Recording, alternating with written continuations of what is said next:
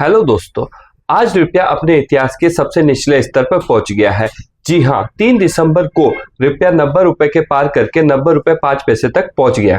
2 दिसंबर को closing value 89.96 रही, वही 3 दिसंबर को ओपनिंग वैल्यू 90 को क्रॉस कर गई। ओनली 2025 में ही रुपए की value as compare to dollar 5% से ज्यादा गिर चुकी है। जनवरी 2025 में $1 की कीमत लगभग 85 रुपए थी, जो कि दिसंबर में आते आते 90 रुपए को क्रॉस कर चुकी है। लेकिन आम आदमी ये सोचेगा कि इससे उसे क्या फर्क पड़ने वाला है, लेकिन सीधा अगर समझे तो इससे आम आदमी को बहुत फर्क पड़ने वाला है। डॉलर की कीमत बढ़ने से या रुपए की वैल्यू गिरने से क्रूड ऑयल का इंपोर्ट है वो महंगा हो जाएगा, जिससे कि भारत में महंगाई और बढ़ेगी। सदा विदेश में जाने वाले जो स्टूडेंट्स हैं उनके लिए इनका खर्चा बढ़ जाएगा। ऐसा इसलिए जहां पहले $1 पाने के लिए आपको 50 से 55 रुपए खर्च करने पड़ते थे, ये 2010 के आसपास की बातें हैं, वहीं अब आज के समय में आपको $1 पाने के लिए 90 रुपए खर्च करने पड़ेंगे। लेकिन इसमें यह समझना काफी इंपॉर्टेंट है कि रुपए की वैल्यू डॉलर के सामने आखिर गिर क्यों रही है। तो इसकी 3 बड़ी वजह है।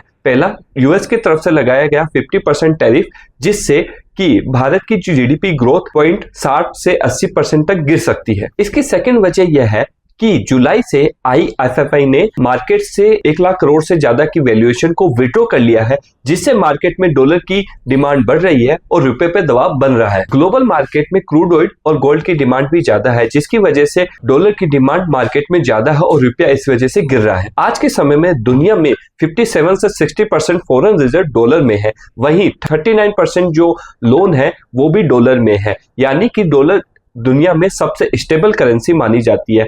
हमारे इंडियन के फॉरेन रिजर्व में जब डॉलर आता है उससे रुपया मजबूत होता है, वहीं अगर डॉलर कम होता है तो उससे रुपया कमजोर हो जाता है। डॉलर और रुपये की वैल्यू फ्लोटिंग रेट सिस्टम के द्वारा तय की जाती है, यानी कि बाजार तय करता है कि रुपया ऊपर जाएगा या नीचे। हालांकि करंट में स्थिति साफ है, जब डॉलर मजबूत होता है तो रुपये की वैल्यू गिरती है। क्या ये गिरावट रुक सकती है? इसके लिए चाहिए कि फॉरेन इन्वेस्टर भारत में ज्यादा से ज्यादा इन्वेस्टमेंट करे, जिससे डॉलर का इनफ्लो भारत में होगा तथा बाजार में ग्लोबल मार्केट में स्थिति थोड़ी स्थिर हो जाए। आप क्या इस बारे में क्या सोचते हैं, हमें कमेंट में बताइए। इस तरह की इंफॉर्मेशन और वीडियो पाने के लिए हमारे चैनल को लाइक एंड सब्सक्राइब कर लीजिए।